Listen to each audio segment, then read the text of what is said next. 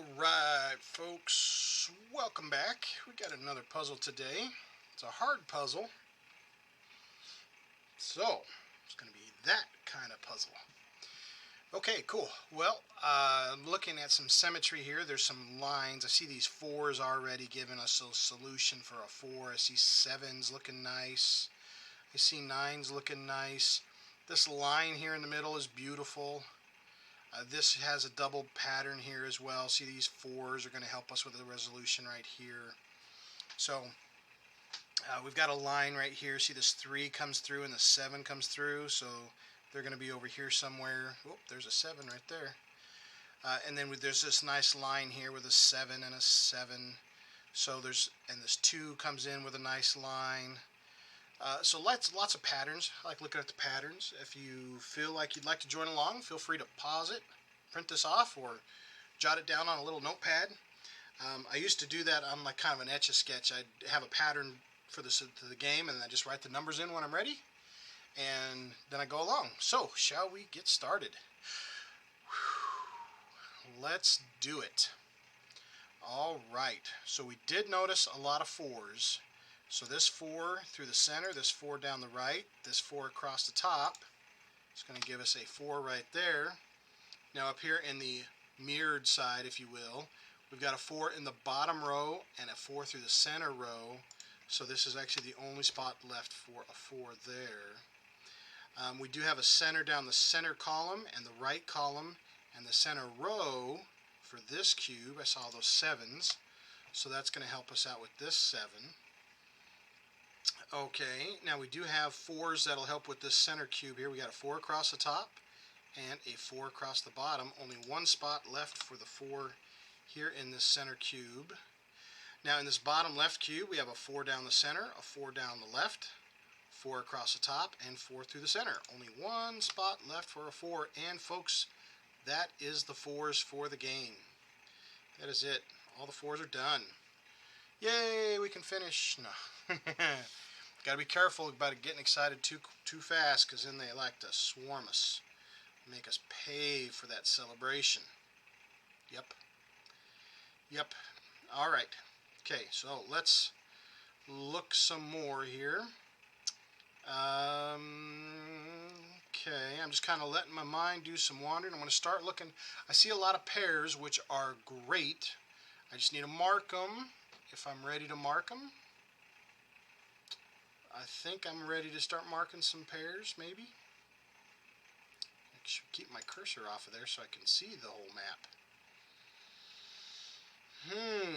Okay. All right. Okay. I see these 1s. I'm going to look at these 3 up here. I see these 1s through the center and through the bottom. So I know the 1 for this row and this cube have to be up here. I was looking down here for a 1 to help us out. There's not one just yet, which is okay. I see a pair of 8s that come over here to this right cube through the center row and the bottom row, and they have a middle column. So we only have 2 spots for the 8. Let's see what else we have help with here. That's all the pairs that we have just at the moment. So that's okay. Let's move down to these 3 here. We have a 6 in the top row and a 6 through the bottom row. So we only have 2 spots for the 6 here. Let's see what else we have. We've got 4s are all done. We've only got 1 5. We've got 2 7s. They come across the center and the bottom row and the 7 in the left column. So we only have 2 spots for the 7 here. Okay, alright, that is helpful. Ooh, speaking of 7s, look at these 2 7s.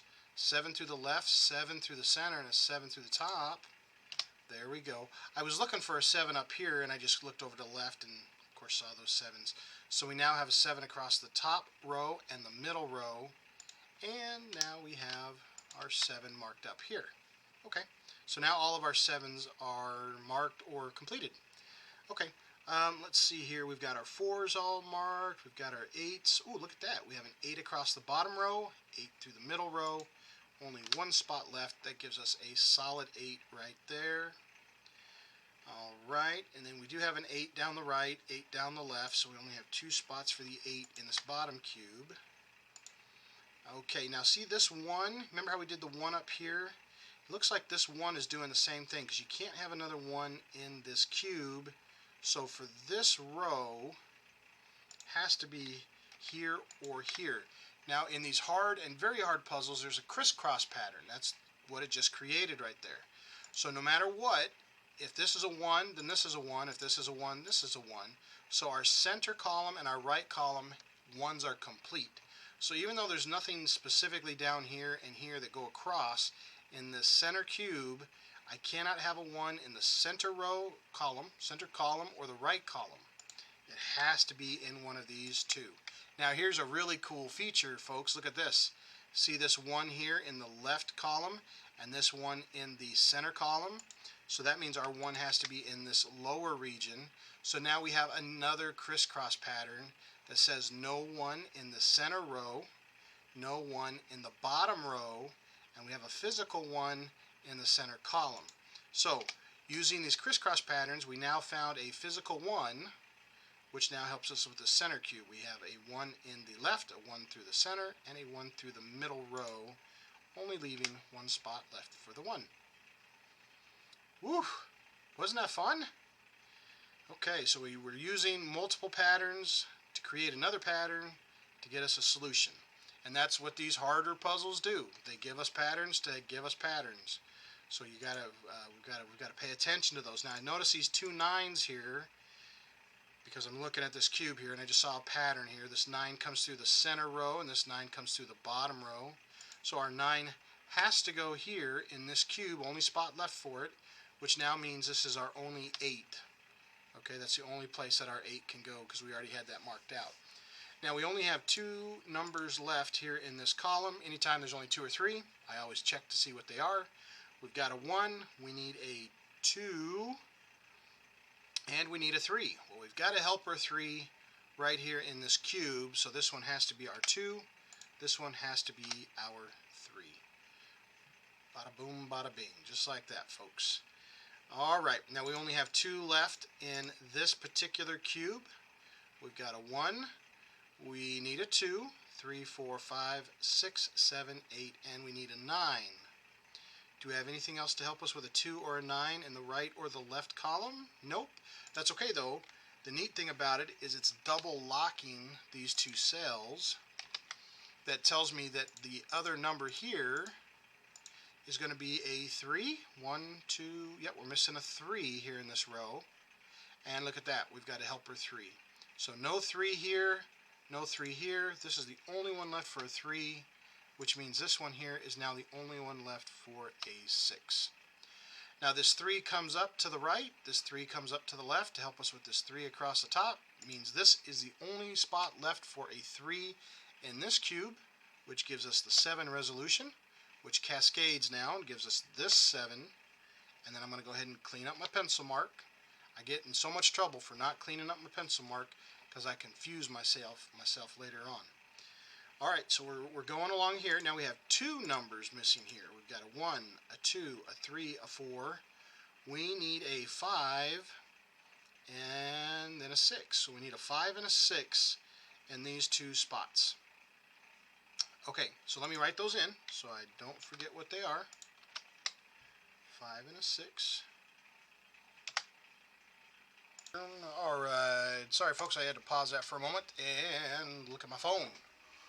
Oh, so I know our time's clocked away there for just a moment, but let's get back to it, shall we? Okay, I noticed this cube here only has 3 numbers. Let's take a look and see what those are. We've got a 1. Well, we need a 2. Well, we do have a 2 here that goes through the top row, so there's only 1 spot that actually will physically allow the 2. That is good. That is handy.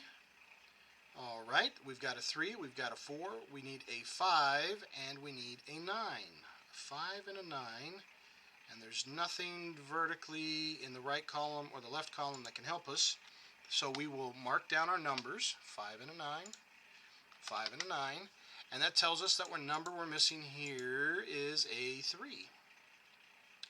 We've got every other number in this row except for a 3, and I don't have anything to help me just yet, so that's alright. Now the cool thing about that is this double locks these two cells, which tells me that these two are our 5 and a 9. So you can see we've got a 5 and a 9 in this row. We have a 5 and a 9 in this row. So the only way to get to the two numbers that are missing here is a 5 and a 9. We do have a helpful 9 right there. So there's our 9, there's our 5. That helps us out here a little bit, which that is good. We like that. Alright, so I'm noticing we've got 3 numbers missing here. 1, 2, 3, 4. We need a 5, but it cannot be in this this left column here, so it's got to be in one of these two. So I could mark that. Let me just help me out there. 5. We need a 6. Is there anything to help us with the 6? I don't see anything vertically in those 3 columns. I don't see anything in that cube or that cube to help me with a 6. So 6 could be any one of those. 7, 8, and then we need a 9.